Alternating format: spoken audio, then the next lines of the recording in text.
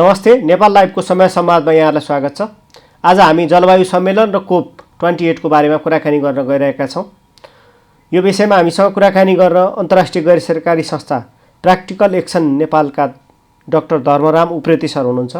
उहाँसँग हामी जलवायु सम्मेलन र COP28 र 27 मा भएका काम र 28 मा नेपालले उठाउनु पर्ने मुद्दाहरूको विषयमा कुराकानी गर्न गइरहेका छौँ।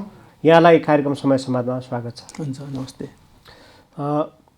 जलवायु सम्मेलन, जलवायु परिवर्तनको कुरा धेरै उठाएका सुन्छौँ हामी, छलफलहरू धेरै भएका छन्, तर विषय अझै पनि बुझ्न सक्ने सरल विषय छैन र धेरै आम मान्छेहरूले बुझेको विषय पनि छैन।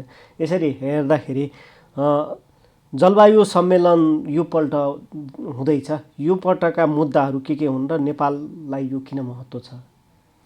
अब जलवायु सम्मेलन संयुक्त राष्ट्र सङ्घको नेतृत्वमा खास गरेर यो 28औं सम्मेलन हो। यो जलवायु सम्मेलनले जलवायुका क्षेत्रमा भएका परिवर्तन, जस्तो जलवायु परिवर्तनले पार्ने असरहरू, होइन, कुन कुन देशमा कस्तो असर पार्छ र यसले भविष्यमा निम्त्याउन सक्ने जोखिमहरूदेखि लिएर अनि जलवायु परिवर्तनको जोखिमलाई कम गर्नको लागि दुईटा पाटो, एउटा अनुकूलनको पाटोमा, अर्को न्यूनीकरणको पाटोमा के गर्न सकिन्छ भनेर अब विश्वव्यापी रूपमा नै प्रत्येक देशले आफ्नो एजेन्डा ल्याउने, छलफल गर्ने र त्यो एजेन्डा ल्याउने क्रममा खास गरेर पेरिस एग्रिमेन्ट भइसकेपछि जहाँ चाहिँ अब एउटा सेट टार्गेट तोकियो। त्यो टार्गेट भनेको चाहिँ 1.5 डिग्री भन्दा पृथ्वीको तापक्रम चाहिँ बढ्न दिनु हुँदैन। यो 1.5 भन्दा माथि गयो भनेपछि यसले चाहिँ हाम्रो लाइफलाइन क्रस गर्छ र त्यसले चाहिँ जोखिम ल्याउँछ भन्ने सेरोफेरोमै छलफलहरू भइरहेको हुन्छ। अब त्यो लाइफलाइन कसरी निर्धारण हुन्छ त भनेर भन्दाखेरि चाहिँ अब त्यो लाइफलाइनको कारक के हो भन्ने हुन्छ। अब कारकमा चाहिँ कार्बन उत्सर्जन त्यसको प्रमुख कारक हो। अब कार्बन उत्सर्जनको हामीले चाहिँ हिस्ट्री हेर्ने हो भनेपछि अब अलिकता प्री इन्डस्ट्रियल एरामा, खास गरी औद्योगिकरण सुरु हुनुभन्दा अगाडिको अवस्थामा यो वायुमण्डलमा 280 ppm पार्ट्स पर मिलियन कार्बन डाइअक्साइडको त्यो घनत्व थियो, कन्सन्ट्रेसन थियो भनौँ। अहिले त्यो 420 पुगेको छ, भनेपछि डबलभन्दा माथि पुगेको, धेरै माथि पुगेको अवस्था छ। र त्यो मात्रै नभएर नाइट्रस अक्साइडदेखि लिएर अरू जुन हरितगृह ग्यासहरू छन् त्यसको पनि कन्सन्ट्रेसन बढिराखेको छ। अब वायुमण्डलमा त्यसको कन्सन्ट्रेसन बढिसकेपछि यसले निम्त्याउन सक्ने अवस्था भनेको जुन नर्मल अवस्थामा पानी पर्छ, अर्थात् जुन नर्मल अवस्थामा हाम्रो तापक्रम, अधिकतम तापक्रम र न्यूनतम तापक्रम हुने जुन अवस्था हुन्थ्यो त्यसमा चाहिँ यसले धक्का दियो। भन्नुको अर्थ 50औं वर्ष, 60औं वर्ष या 100 वर्षको तापक्रमको अन्तर हेर्ने हो भनेपछि अहिले विश्व तापक्रम चाहिँ 1.2 डिग्रीको हाराहारीमा बढेको छ औसतमा। भनेपछि विश्व तापक्रम हामी पोहोर सालसम्म, गत वर्षसम्म 1.1 डिग्रीको ले बढेको विश्व औसत तापक्रम भनेर हामीले कपमा पनि भन्यौँ, होइन। र यसलाई चाहिँ अब हामीले घटाउनुपर्छ भनेर चाहिँ त्यो नेगोसिएसन पनि चल्ला अवस्थामा चाहिँ अहिले भर्खरै चाहिँ आएका थप अनुसन्धानहरूले चाहिँ 1.2 को हाराहारीमा विश्व तापक्रम पुगिसकेको अवस्था छ। भन्नुको अर्थ चाहिँ अब हामीले जुन कमिटमेन्ट गरेका थियौँ यो इमिसन घटाउनको लागि, अर्थात् चाहिँ कार्बन उत्सर्जन घटाउनको लागि, त्यो कार्बन उत्सर्जन घटाउने सन्दर्भमा विश्वका धनी देशहरू, खास गरेर G20सँग आबद्ध जुन देशहरू छन्, इमिसनको हिसाबले चाहिँ 1 नम्बरमा आउने र खास गरेर चाहिँ अब चीन भयो, भारत भयो, अमेरिका भयो, अब युरोपियन युनियनका देशहरू भए, होइन, अस्ट्रेलिया भयो। अब यिनीहरू भनेको चाहिँ अब टप इमिटर भए हो। त्यो इमिसनको कारणले गर्दाखेरि जसको चाहिँ ग्लोबल सेयरमा 80% सेयर चाहिँ यी 20 वटा देशको छ भने बाँकी सेयर चाहिँ 20% सेयर चाहिँ अन्य जुन बचेका देशहरू छन्, लगभग 136 भन्दा बढी देशहरूको चाहिँ सेयर छ। भन्नुको अर्थ यिनै सेरोफेरोमा अब कति घटाउने अनि हाम्रो चाहिँ कमिटमेन्ट हामीले के गरेका थियौँ, आफ्नो राष्ट्रिय प्रतिबद्धता पत्र NDC भन्छ, नेसनली डिटर्मिनेन्ट कन्ट्रिब्युसन, त्यो कन्ट्रिब्युसन हामीले प्रत्येक 5 वर्षमा संयुक्त राष्ट्रको महासन्धिमा प्रत्येक देशले सबमिट गर्नुपर्ने हुन्छ, बुझाउनु पर्ने हुन्छ। त्यो बुझाइसकेको त सबै भयो, त्यो बिजनेस एज युजल भयो क्या।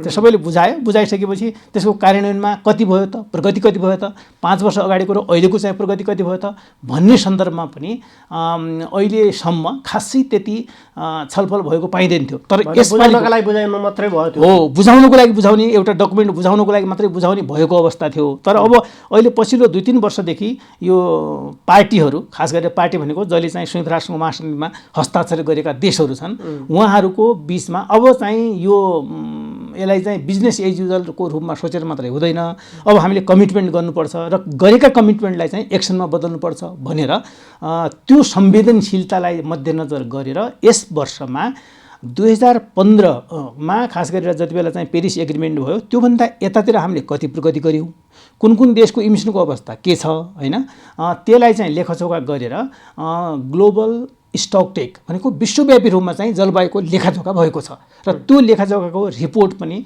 गत सेप्टेम्बर महिनामा चाहिँ प्रकाशित पनि भएको छ र त्यो लेखाजोखामा 17वटा जुन निर्णय अर्थात् चाहिँ त्यसमा रिकमेन्डेसनहरू भएका छन्, त्यो 17वटा बुँदामा बुँदागत रूपमा चाहिँ यसपालि छलफल हुने र त्यो छलफलको आधारमा चाहिँ 2030 सम्मको हाम्रो इमिसन घटाउने जुन बाटो हो अबको 5 वर्षको, त्यो बाटो 5 देखि 7 वर्षको बाटो चाहिँ तय गर्नको लागि चाहिँ पनि पार्टीहरू यसपालि बस्दैछन्। जस्तो हामी कहाँ हिमाल छ, हो, हामी त पहाडदेखि तराई हुँदै हिमालसम्म सबै भएको विविधता भएको देश, तर हाम्रा हिमालहरू बिस्तारै खतरातिर गएका छन्, हाम्रा हिमनदीहरू फुट्ने खतरामा छन् भन्दै आइरहेको छ। त्यो खतरा हाम्रो लागि त धेरै प्रकारको जोखिम पनि हो। एक प्रकारले मानवीय जोखिम सहित हाम्रो त उत्पादनसँगदेखि लिएर हाम्रो क्रय शक्तिसम्म जोडिने कुरा हो। यो हिसाबले हेर्दाखेरि चाहिँ नेपाललाई चाहिँ कस्तो असर पर्ने देखिन्छ? सबैभन्दा महत्त्वपूर्ण विषय के हो भने पर्वतीय देशहरू र खास गरेर चाहिँ हिमाल भएका देशहरूमा यसको चाहिँ सिधा असर देखिने भयो। हिमाल भएको देशको असरको 2-3वटा पाटोमा हेरौँ। एउटा पाटोमा हिमाल भन्ने बित्तिकै हाम्रो पानीको मुहान, हिमाल भन्ने बित्तिकै वाटर टावर हैन, अनि दोस्रो हिमाल भन्ने बित्तिकै हाम्रो पर्यटनको एउटा डेस्टिनेसन, एउटा गन्तव्य भयो हो। अब अरू सबै कुराहरूमा अब यसलाई चाहिँ पर्यटनसँग जोड्ने सन्दर्भ एउटा भयो, हाम्रो चाहिँ अब भनौँ न एउटा प्राइड वाटर टावर, वाटर रिसोर्सको हिसाबले हेर्ने अर्को भयो, र त्योभन्दा पनि बढी जलवायु परिवर्तनको असर त्यहाँ चाहिँ भएका जुन हिमताल छन्, त्यो हिमताल पानीको जब तापक्रम वृद्धि भएपछि त्यो हिमताल चाहिँ पग्लिने सम्भावना हुन्छ र कतिपय ठाउँमा चाहिँ हिम पहिरोहरू त हामीले आएको पनि देख्यौँ, पोहोर साल पनि देख्यौँ। हिम पहिरोले चाहिँ धेरै धनजनको क्षति भएको पनि हामीले देखिसकेको अवस्था छ भने केही गरी हिमताल विस्फोट भयो भनेपछि त अब सिरानमा चाहिँ हिमताल छन्, तल हामी चाहिँ बसिरहेको छौँ, बस्तीहरू छ भने त्यो हिमताल विस्फोट भइसकेपछि त सिधै चाहिँ बस्तीमा आउने हो, बस्ती आउँछ, हाम्रो जमिनहरू सबै चिज जान्छ हो। भने हाम्रो कृषि प्रणाली, हाम्रो चाहिँ वन प्रणाली, हाम्रो चाहिँ अन्य यो भौतिक संरचनाको प्रणाली सबैमा यसको असर हुन्छ। भने कि रोडमा यसको असर हुनसक्छ, पुलमा यसको असर हुनसक्छ, लामो वर्षौँ वर्ष लगाएर चाहिँ बनेका जुन हाम्रा कङ्क्रिट संरचनाहरू छन् त्यसमा यसको ठुलो असर पर्न सक्छ। भन्नुको अर्थ चाहिँ हाम्रो अर्थतन्त्रमा यसको ठुलो धक्का लाग्न सक्छ। र हामीले पछिल्लो 10 वर्षको तथ्याङ्कलाई केलाएर हेर्ने हो भनेपछि जलवायुजन्य विपदबाट, खास गरेर बाढी र पहिरोबाट मात्रै प्रत्येक वर्ष 2 अरब बराबरको क्षति, 2 अरब नेपाली रुपैयाँ बराबरको क्षति भएको पाइन्छ। भनेपछि 2012 देखि 2022 सम्मको अवस्थामा हामीले हेर्दाखेरि प्रत्येक वर्ष 2 अरब बराबरको क्षति नेपाल जस्तो देशले जुन अब एउटा विकासको एजेन्डामा अलिकता आफू ग्रेजुएसन हुने एजेन्डामा अगाडि बढ्दैछ, उसले त्यो भोग्नु पर्यो भनेपछि त्यसको इम्प्याक्ट त सिधै राष्ट्रिय अर्थतन्त्रमा पर्ने हो। र हिमालमा चाहिँ अब हाम्रो नेपालमा हिमाल भनेर चाहिँ पर्यटन आउने हुन् भनेपछि हिमालमा अब हिउँ रहेन या हिउँ पग्लियो या नाङ्गा एकदम उजागर देखिने कुरूप जस्तो हिमाल देखियो भनेपछि त्यो हेर्न त कोही आउँदैन, त्यो त अरू ठाउँमै पनि देखिहालिन्छ। भनेपछि हाम्रो ब्युटी भनेको चाहिँ हिमाल हो भनेपछि त्यो हिमाल चाहिँ बचाउनुपर्छ भन्ने पर्वतीय मुद्दा पनि नेपालले घनीभूत रूपमा यसपालि उठाउँदैछ र यो कभर डिसिजनमै आउनुपर्छ र यो मेन एजेन्डामा आउनुपर्छ भन्ने पनि नेपालको माग छ। जस्तो तपाईँलाई यहीँनेरि प्रसङ्ग जोडौँ, जस्तो परारको वर्ष मेलम्ची मुक्साङमा जसरी बाढीहरू आए, कतै न कतै हाम्रो जलवायु परिवर्तन र हिमालसँग जोडिएका मुद्दाहरू थिए। त्यो असरले अब हामीले सिकेर कोपमा अहिलेको लागि चाहिँ उठाउनु पर्ने चिज चाहिँ के हुन सक्छन्?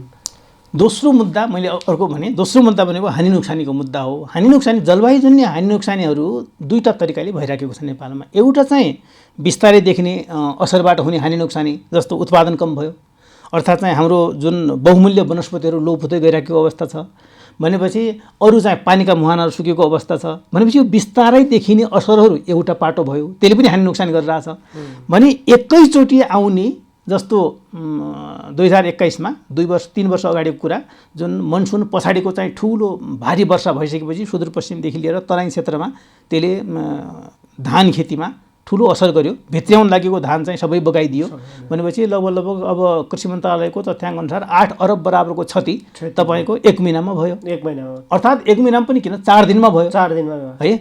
त्यस्तो खालको क्षति र अब मेलम्चीमा 2021 को जुन महिनामा आएको जुन बाढी छ त्यो बाढीले गर्दाखेरि चाहिँ भएको क्षति, त्यहाँको चाहिँ अब पुलेसा, त्यहाँको सभ्यता, त्यहाँको जुन अब इकोसिस्टम होइन, त्योको होल तपाईँको कृषि प्रणाली र त्यो ठाउँमा चाहिँ मेलम्ची तपाईँको माथि हेलम्बुदेखि मेलम्चीसम्म कतिवटा ट्राउटका चाहिँ फार्महरू थिए, त्यो भनेको त्यो इकोनोमी हो होइन, त्यो सबै चाहिँ अहिले कोल्याप्स भएको अवस्था छ। मेलम्चीको खानेपानी जुन हाम्रो नेपालको सपना थियो, 20औं वर्षदेखिको सपना, काठमाडौँमा पानी आउँछ, काठमाडौँमा हामी पानी खान्छौँ भन्ने सपना पनि एकैचोटि चकनाचुर भयो। भन्नुको अर्थ यस्ता खालका घटना र यस वर्ष मात्रै हामीले मनाङमा देखिएको बाढी र त्यसपछि चाहिँ नेपालमा अधिकतम तापक्रमले रेकर्ड ब्रेक गरेको चाहिँ घटना र गत हिउँदमा 21% मात्रै पानी परेको घटना, जबकि 100% पर्नुपर्ने ठाउँमा 21% मात्रै पानी पर्यो भने त्यसले होल इकोसिस्टममा पार्ने प्रभावको चाहिँ अवस्थालाई हामीले निहाल्ने हो भनेपछि जलवायु परिवर्तनको उच्च जोखिममा हामी छौँ। हामी मात्रै छैनौँ, हामीसँग जोडिएका जीविकोपार्जनका सबै साधनहरू, कृषि प्रणाली, वन प्रणाली, वनस्पति प्रणाली र हाम्रो पानी प्रणाली सबैमा चाहिँ यसको असर र अन्ततोगत चाहिँ हाम्रो यो भौतिक संरचनामा पनि यसको असर हुने हुनाले यसपालिको कोपमा हानि नोक्सानीको मुद्दा, हानि नोक्सानीको कोषको रकम हामीले चाहिँ जलवायु अनुकूलनबाट आउने पैसा र जलवायु न्यूनीकरणबाट आउने पैसाले मात्रै नेपाललाई हुँदैन। मेलम्ची जस्तो र मनाङ जस्तो बाढी र सुदूरपश्चिम जस्तो जुन बाढी आएर जुन खालको ठुलो हानि नोक्सानी गर्छ त्यो जलवायुजन्य अवस्थालाई जसको एड्याप्टेसनको लिमिटै छैन, त्यो लिमिट क्रस गरिसक्यो, त्यो क्रस गरिसकेको अवस्थामा चाहिँ धनी देशहरूको कारणले अर्थात् चाहिँ कार्बन उत्सर्जन गर्ने देशहरूको कारणले जुन यस्ता खालका चाहिँ अनयुजुअल घटनाहरू भइरहेका छन् जलवायुमा, त्यसको कम्पेन्सेसन पनि उहाँहरूले दिनुपर्छ भन्ने चाहिँ नेपाल लगायत 136वटा देशको चाहिँ माग हो। र नेपाल चाहिँ लिस्ट डेभलप्ड कन्ट्रीको चेयर पनि छ र नेपालको हाम्रो प्रधानमन्त्रीले यो विषयमा कडा रूपमा सशक्त रूपमा हामी कुरा राख्छौँ भनेर भन्नु पनि भएको छ र उहाँले समय समयमा यो कुरालाई उजागर पनि गर्नुभएको छ र उहाँकै चाहिँ के अरे निम्तोमा संयुक्त राष्ट्रसङ्घको महासचिव गुटेरस चाहिँ नेपाल आउनुभयो। नेपाल आइसकेपछि हाम्रो बेस क्याम्पमै सगरमाथाको बेस क्याम्पमा गएर उहाँले आफैले नै यो पत्र पत्रिकामा आएको कुराहरू, मिडियामा आएको कुराहरू र अनुसन्धानमा आएको कुरा सत्य हो कि होइन भनेर उहाँले आफैले गएर हेरेर आउनु भएको छ। भनेपछि यो समग्रतालाई हेर्ने हो भनेपछि हानि नोक्सानीको सन्दर्भमा पनि नेपालको आवाज यसपालि अलिकता बलियो हुन्छ र हानि नोक्सानीको सन्दर्भमा नेपालले फाइदा पनि लिने अवसर पनि यसले जुराएको छ। जस्तो अहिले तपाईँले अलिकति भनिसक्नुभयो, जस्तो विश्व तापमान वृद्धिमा चाहिँ हाम्रो भूमिका नगर्ने मात्रामा छ। हामी कहाँ उद्योगहरू छैनन्, हामी भर्खर डेभलप हुँदैछौँ, तर त्यो क्षति चाहिँ हामीले सबभन्दा धेरै भोग्नु परेको छ। त्यो स्थितिमा विश्वमञ्चमा हाम्रा आवाजहरू किन बुलन्द रूपमा उठ्न सकेन र अब कसरी उठ्न सक्छ? होइन, नेपालले आवाज चाहिँ हामीले टाइम एन्ड अगेन उठाइराखेको हो। यो आवाज चाहिँ अब हामी जोखिममा छौँ र खास गरेर चाहिँ जोखिम पनि कस्तो अवस्थामा छौँ भने विश्वको 1 नम्बरमा उत्सर्जन गर्ने उत्तरतिरको छिमेकी चीन र तेस्रो नम्बरमा रहेको चाहिँ दक्षिणतिरको छिमेकी भारत, भने दुईटाको बिचमा हामी रहेको र हाम्रो हिमाल चाहिँ दुवैको बिचमा छ। भन्नुको अर्थ नजिकैको छिमेकीको उत्सर्जनको असर पनि पर्ने नै भयो र विश्व जलवायु यसको त कुनै के अरे सीमा त हुँदैन, यसको कुनै बोर्डर त हुँदैन भनेपछि तापक्रम वृद्धिमा चाहिँ संसारभरिबाट चाहिँ भएको जुन कार्बन उत्सर्जन छ त्यसको असरले गर्दाखेरि चाहिँ जस्तो अहिले 122 वर्षको भारतको मौसम विज्ञान विभागले गत वर्ष निकालेको प्रतिवेदनमा 122 वर्षको चाहिँ उसले तापक्रम वृद्धि कति भयो भनेर हेर्दाखेरि चाहिँ नेपालको उत्तरतिर अर्थात् भारतको उत्तरतिरको उत्तरी भागमा 1.86 डिग्री सेल्सियसले तापक्रम वृद्धि भएको भनेर उसको तथ्याङ्क बाहिर आएको छ। भन्नुको अर्थ उत्तरमा हामी छौँ भनेपछि हाम्रो पनि सायद हाम्रो चाहिँ तापक्रमको एनालाइसिस हामी सबै ठाउँमा हाम्रो स्टेसनहरू नभएको अवस्था र हाम्रो चाहिँ 122 वर्षको हामीसँग डेटा त छैन हैन। त्यो डेटा हामीले भारतको मौसम विज्ञानको डेटालाई मान्ने हो र अरू चाहिँ डेटा तथ्याङ्कलाई हामीले निहालेर हेर्दाखेरि हाम्रो तापक्रम वृद्धि अधिक छ। अर्थात् हाम्रो हिमालमा पर्ने तापक्रमको असर, पहाडमा पर्ने तापक्रमको असर र तराईमा पर्ने तापक्रमको असर चाहिँ फरक छ र यसले गर्दाखेरि हाम्रो तिनटै जुन अलग अलग इकोसिस्टम छ, हाम्रो चाहिँ पारिस्थितिकीय प्रणाली छ, वन प्रणाली, हाम्रो चाहिँ अब त्यो हावापानीको प्रणाली जो छ, त्यो तिनटैमा चाहिँ यसको असर पर्ने भयो क्या। हिट वेभ आउँदाखेरि तराईमा एक खालको असर हुन्छ लु चल्दाखेरि, पहाडमा मध्यभागमा अर्को खालको असर हुन्छ र हिमालमा अर्को खालको असर हुन्छ। हिमाल पनि लु चल्ने हो, समुद्रमा पनि लु चल्छ, तर त्यसको स्केल फरक हुन्छ। त्यसले गर्दाखेरि समग्रमा नेपालले आफ्नो मुद्दा हामी जोखिममा छौँ भनेर उठाइरहेको अवस्थामा यसपालि अझ हामीलाई चाहिँ अलिकता मनोबल बढेको सन्दर्भ पनि हाम्रो संसदमै आएर संयुक्त राष्ट्रसङ्घको महासचिवले बोलेको र हाम्रो प्रधानमन्त्रीले पनि त्यसलाई चाहिँ अलिकता स्पेस दिनुभएको, अर्थात् नेपाल सरकारले पनि यसलाई चाहिँ उच्च एउटा स्थान दिएको अहिले आभास पनि भइराखेको सन्दर्भमा आई थिङ्क यस वर्ष चाहिँ नेपालले उठाउने मुद्दा विभिन्न तहमा, नेगोसिएसनको तहमा हामीले उठाउने मुद्दा, पोलिटिकल तहमा प्रधानमन्त्रीले उठाउने मुद्दा र अलिकता हायर लेभल सेगमेन्टमा नेपालको उच्च प्रशासकीय संयन्त्रबाट उठ्ने मुद्दा, जस्तो सचिवबाट चाहिँ उठ्ने मुद्दाहरू, यो तिनटै अलग अलग तहमा चाहिँ छलफल हुन्छ क्या। तिनटै तहमा मुद्दा उठ्यो भनेपछि अलिकता खास गरेर धनी देशहरूमा जो नेगोसिएसनमा बस्नुहुन्छ उहाँलाई चाहिँ नेपाललाई हेर्ने दृष्टिकोण र नेपाल चाहिँ अब अरूसँग माग्ने भन्दा पनि हामीलाई चाहिँ असर पर्यो, हामीलाई देऊ भन्दा पनि हामी क्लाइमेट जस्टिसको हिसाबले, यो जलवायु न्यायिक सिस्टमको हिसाबले हामीलाई सहयोग गर्नुपर्छ भन्ने हिसाबले नै हामी आफ्नो कुरा राख्दैछौँ र त्यो राख्ने यसपालि हामीलाई मनोबल पनि बढेको छ। जस्तो COP27 पनि जलवायु सम्बन्धी हानि र नोक्सानीका लागि कोष खडा गर्ने भन्ने भएको थियो क्यारे, त्यो कोष खडा भयो कि भएन र भएको हामीले पायौँ कि पाएनौँ, के स्थिति छ अब यसो छ। त्यो त अब खास गरेर कोपको 26औं सम्मेलन ग्लास्गोमा यो हानि नोक्सानीको एउटा छुट्टै कोष स्थापना गर्नुपर्छ भनेर नेगोसिएसन भयो। त्यो नेगोसिएसन भइसकेपछि चाहिँ त्यहाँ अब सहमति जुट्न सकेन र कोपको 27मा इजिप्टमा गत वर्षको अन्तिम अवस्थामा आएर हानि नोक्सानी सम्बन्धी अन्तर्राष्ट्रिय एउटा कोष स्थापना गर्नुपर्छ भन्ने सहमति भयो र त्यसपछि यस वर्ष अहिलेसम्म आइपुग्दाखेरि अब त्यो सहमति भइसकेपछि यसको खाका कस्तो हुने, यसको संरचना कस्तो हुने भनेर एउटा 26 सदस्यीय यसको एउटा स्टेयरिङ कमिटी बनाएर काम भइराखेको छ र अहिलेसम्मको अवस्थामा चाहिँ अब 4 वर्षको लागि, अब अर्को 4 वर्षको लागि चाहिँ विश्व ब्याङ्कले यसलाई चाहिँ आफ्नो एउटा युनिटको रूपमा राख्ने, यो जलवायु हानि नोक्सानी कोषलाई, र त्यसपछि डेभलपिङ कन्ट्रीमा यसबाट सहयोग प्रदान गर्ने भन्ने खालको मोटामोटी सहमति भएको कुरा आएको छ। तर त्यसमा कसैको धेरैको विमति पनि छ, किन भन्दाखेरि अब लोन पो आउने हो कि, किन जलवायुमा त हामीलाई त लोन चाहिएको होइन, हामीलाई त क्लाइमेट जस्टिस, क्लाइमेटको न्याय चाहिएको। त्यो न्याय चाहिएको सन्दर्भमा अलिकता डेभलपिङ कन्ट्रीको नेगोसिएटरहरू र डेभलपिङ कन्ट्रीको चाहिँ राष्ट्र प्रमुखको भनौँ न, जो त्यहाँ हामी र जुन कन्ट्री चाहिँ आफ्नो प्रतिनिधित्व गर्दै हुनुहुन्छ उहाँलाई अलिकता झस्काएको चाहिँ छ। तर यसको मोडालिटी, यसको खाका कस्तो हुने र विश्व ब्याङ्कको आफ्नो चाहिँ जुन अहिलेको अरू प्रोजेक्टहरू गर्ने मोडालिटी भन्दा यसलाई चाहिँ फरक तरिकाले चाहिँ लैजाने र अब 4 वर्ष पछाडि क्रमशः यसलाई हस्तान्तरण गर्दै जाने भन्ने खालको अवस्था भएको हुनाले सायद अब त्यही सेरोफेरोमा अगाडि निर्णय हुन्छ कि भनेर पनि छ। तर अहिले चाहिँ यही हुन्छ भन्ने अवस्था चाहिँ छैन। त्यो तपाईँले अब डिसेम्बरको 12 पछाडि थाहा पाउनुहुन्छ। यो 28 को सम्मेलनपछि मात्रै थाहा हुने कुरो छ।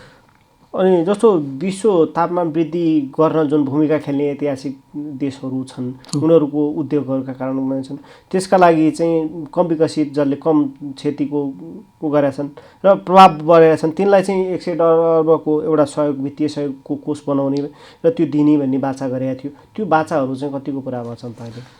अब त्यो 2010मा भएको बाचा हो र 2020देखि चाहिँ अब यसलाई परिचालन गर्ने 100 अरब बराबरको अमेरिकी डलर बराबरको चाहिँ सहयोग खास गरेर चाहिँ डेभलपिङ कन्ट्रीलाई चाहिँ प्रदान गर्ने भन्ने सहमति भयो।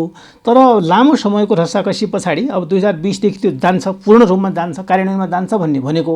तर कतिपय उसमा अब हामीले ग्लास्कोमा यो कुरा एकदम तत्काल रूपमा उठ्दाखेरि कोभिडको कारणले केही चाहिँ यसमा अब छलफल हुन सकेन या यो कुरा अगाडि बढेन, अब हामी अगाडि बढाउँछौँ भन्ने हिसाबले 2021मा लगभग चाहिँ अब मैले अघि भने 80 अरब बराबर अमेरिकी डलर बराबरको चाहिँ सहयोग यो अल्प विकसित देशहरूमा गएको, डेभलपिङ कन्ट्रीमा गएको भन्ने चाहिँ छ, एउटा तथ्याङ्कले देखाउँछ। तर कति कुन क्षेत्रमा कसरी गयो भन्ने खालको अलि विश्लेषण हेर्दाखेरि चाहिँ त्यो तथ्याङ्क फेरि पाउन अलिकता गाह्रो हुन्छ। त्यसले गर्दाखेरि काहीँ अरू जुन डेभलपमेन्ट एसिस्टेन्ट छ, जुन रेगुलर प्रक्रियाबाट आउने सहयोग छ, त्यसमा मिसिएर आएको त होइन भन्ने हिसाबले पनि त्यसलाई विश्लेषण गरेको पाइन्छ। र अब 2022मै पनि लगभग 90 अरब बराबरको लगानी आयो भन्ने खालको, नेपालमा होइन कि संसारभरि, नेपाल पनि केही आयो होला कुनै हिस्सा, तर त्यसको पनि अब अलिकता हाम्रो इम्प्याक्टको हिसाबले हेर्नुपर्ने होला। र यसपालि 2023मा अब खास गरेर चाहिँ विकसित देशहरूले 100 अरब बराबरको लगानी डेभलपिङ कन्ट्रीमा भयो है, पुरा भयो है भन्ने घोषणा गर्ने सम्भावना अधिक छ। त्यो सम्भावना भयो भनेपछि नेपाल लगायत सबै चाहिँ डेभलपिङ कन्ट्रीहरूको लागि चाहिँ यो खुसीको खबर हुनसक्छ। किनभने त्यसपछि चाहिँ हाम्रो जलवायुको अनुकूलनको योजना जुन नेपालले बनाएको छ अबको 2021देखि 2050सम्मको लामो योजना छ र त्यो योजना चाहिँ कार्यान्वयनको लागि चाहिँ हामीलाई 47 अरब अमेरिकी डलर बराबरको चाहिँ लगानी आवश्यक पर्छ। त्यो लगानी पनि यस्तै जुन अन्तर्राष्ट्रिय कोषबाट आउने रकमबाट मात्रै हामी काम गर्न सक्छौँ। आफ्नै देशको हाम्रै अर्थतन्त्रले चाहिँ हाम्रो अरू विकासका योजनाहरू पनि छन् भने यही मात्रै चाहिँ काम छैन। त्यसले गर्दाखेरि चाहिँ अब अरू विकासका योजना पनि जलवायु इन्फर्म्ड, जलवायुको जोखिमको लाई आकलन गरेर चाहिँ बनाउनुपर्छ भन्ने एउटा पाटो भइहाल्यो। र जलवायुकै हिसाबले चाहिँ अनुकूलनको हिसाबले त्यसपछि अब हाम्रा के क्षेत्रहरू जस्तो स्वास्थ्यको क्षेत्र अनि वनस्पतिको क्षेत्र अर्थात् चाहिँ वनको क्षेत्र, पानीको क्षेत्र, भौतिक संरचनाको क्षेत्रमा कस्तो खालको अनुकूलनको अवस्था अपनाउँदाखेरि हाम्रो जोखिम कम हुन्छ भन्ने लाइनमा, जस्तो पूर्व सूचना प्रणालीको चाहिँ कुरा होला, हाम्रो हिमालमा चाहिँ कति हिउँ पर्यो, अहिले कति हिउँ परिरहेछ भनेर चाहिँ हामीले मोनिटर गर्नको लागि चाहिँ त्यहाँ स्टेसन राख्नुपर्ने कुरा होला। Early warning for all initiative भनेको 2027सम्म चाहिँ सबैलाई पुर्याउने भन्ने खालको छ। त्यो पुर्याउने भन्ने अर्थ के हो भनेपछि जलवायुजन्य जोखिमहरू बढिराखेको छ।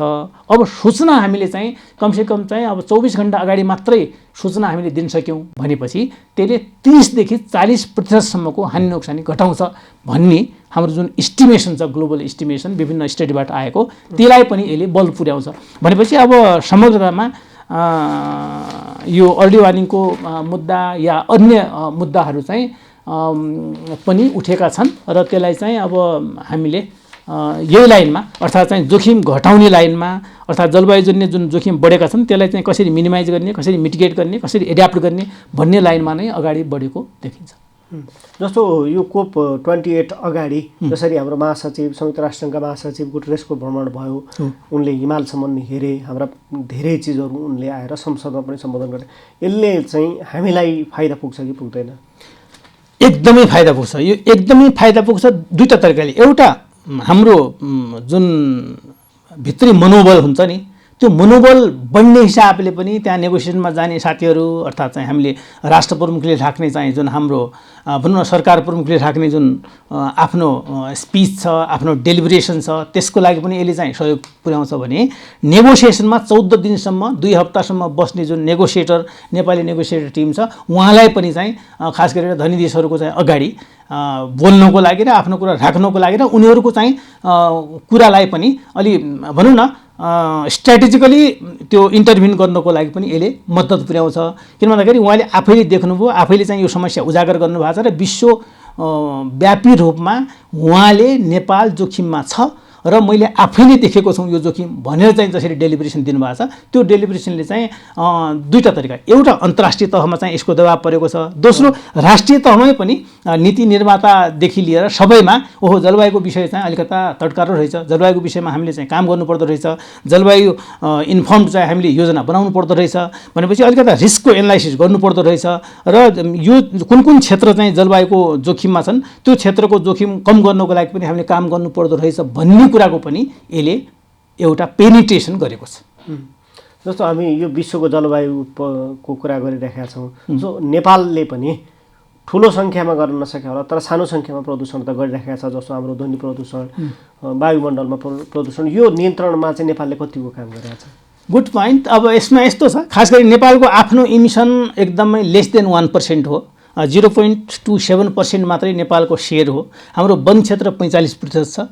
45% वनले नेपालको धेरै जस्तो कार्बनको शोषण भनौँ न, कार्बन संश्लेषणमा, त्यसको सिक्वेस्ट्रेसनमा ठुलो भूमिका खेलेको छ। भनेपछि हामीसँग अहिले भएकै उसमा पनि वन क्षेत्र र हाम्रो धेरै चाहिँ ठुलो उद्योगहरू धन्दा नभएको कारणले गर्दाखेरि पनि हाम्रो ग्लोबल इमिसनमा ठुलो सेयर हाम्रो छँदै छैन हैन। र भएकैलाई पनि हामीले अब सर्टेन हाम्रो एनडिसी जुन सब्मिट गरेका छौँ, खास गरेर नेसनली डिटर्मिनेन्ट कन्ट्रिब्युसन, हाम्रो नेपालको आफ्नो राष्ट्रिय प्रतिबद्धता पत्र संयुक्त राष्ट्रसङ्घ महासन्धिमा 2016मा पहिलो र 2021मा दोस्रो हाम्रो सबमिसनमा के देखिन्छ भने वन क्षेत्र हामी 45% इन्ट्याक्ट गरेर राख्छौँ। अनि ऊर्जा क्षेत्रबाट हामी ऊर्जा क्षेत्रलाई चाहिँ अहिलेको यो फोसिल फ्युलबाट विस्थापित गर्दै नवीकरणीय ऊर्जामा लैजान्छौँ। अनि फोहोरको व्यवस्थापन हामी गर्छौँ र फोहोरलाई पनि चाहिँ अलिकता रिन्युएबल इनर्जीमा कन्भर्ट गर्छौँ। कमिटमेन्ट त्यस्तो छ। अनि हाम्रो यातायात क्षेत्रमा पनि बिस्तारै हामी यातायात क्षेत्रलाई पनि स्वच्छ ऊर्जामा आधारित चाहिँ बनाउँछौँ। त्यसपछि हाम्रो चुलो जुन हामी खाना पकाउने र जहाँ चाहिँ धुवाँ, जहाँ हामी दाउरा पोल्छौँ, त्यसलाई पनि हामी स्वच्छ ऊर्जामा बदल्छौँ। अर्थात् चाहिँ यो बिजुलीबाट बल्ने चुलो नै देशभरि प्रयोग हुन्छ। यसले गर्दाखेरि चाहिँ समग्रमा हाम्रो इमिसनको लेभल 2045सम्म नेट जिरोमा जान्छ।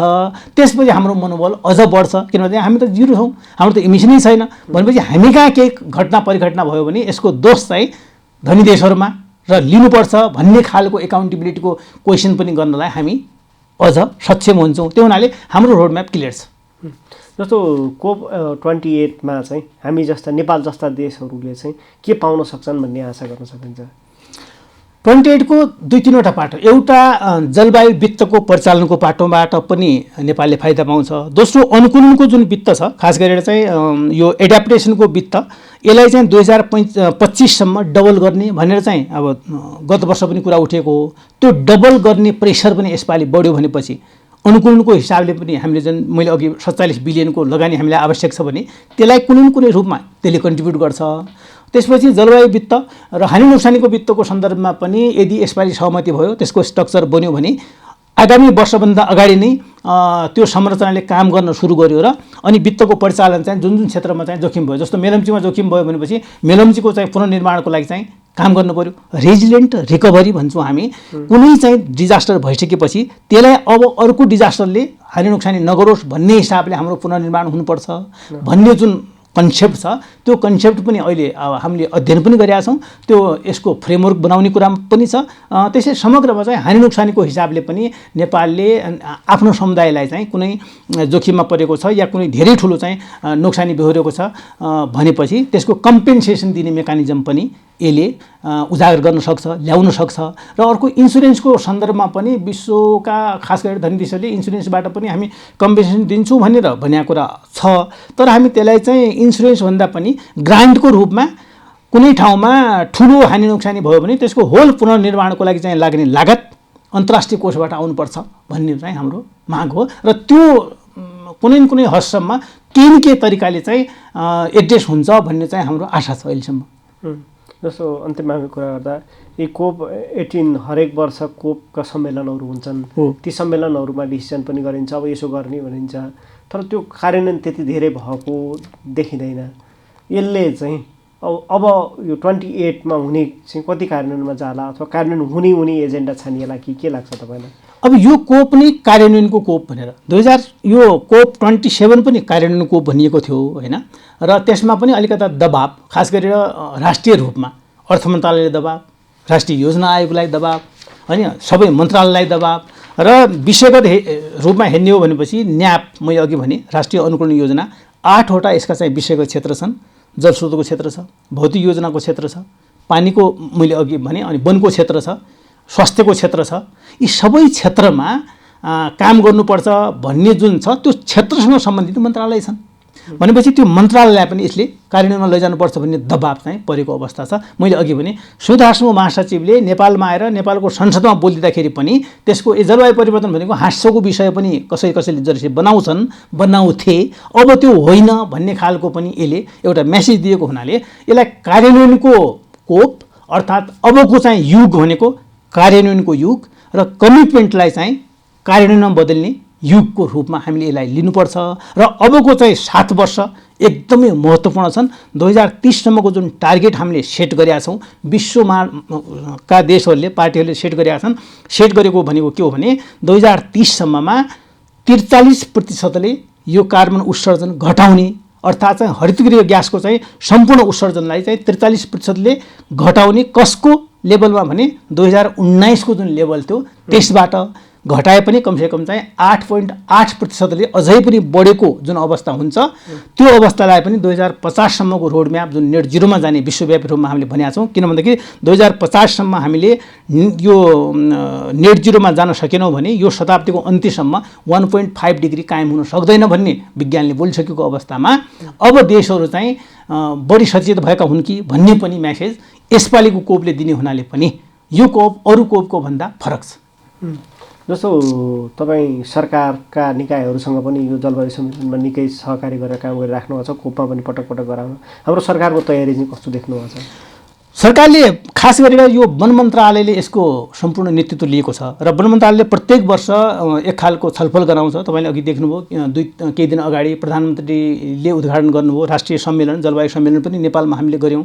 त्यो भन्नुको अर्थ के हो भनेपछि हामीले यसका विभिन्न 6वटा विषयगत क्षेत्रमा कुन क्षेत्रमा जलवायुको असर परेको छ र कहाँ हामीले काम गर्नुपर्ने छ भनेर त्यो क्षेत्रगत रूपमा चाहिँ एउटा पोजिसन पेपर पनि तयार भएको छ। त्यो पोजिसन पेपर हामी चाहिँ यसपालि त्यहाँ राख्छौँ पनि। त्यो पोजिसन पेपरले चाहिँ नेपालको नेगोसिएटरलाई गाइड पनि गर्छ।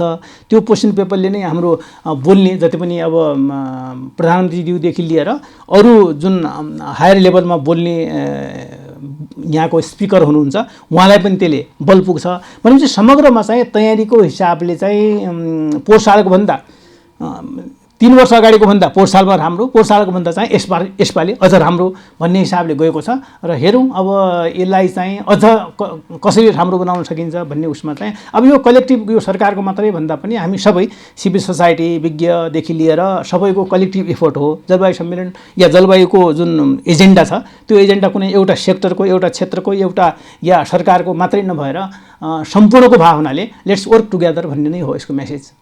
यहाँसम्म आएर जलवायु सम्मेलन र कोपको बारेमा बुझाइदिनु भयो, यहाँलाई धेरै धेरै धन्यवाद। यहाँलाई पनि धन्यवाद, नमस्ते।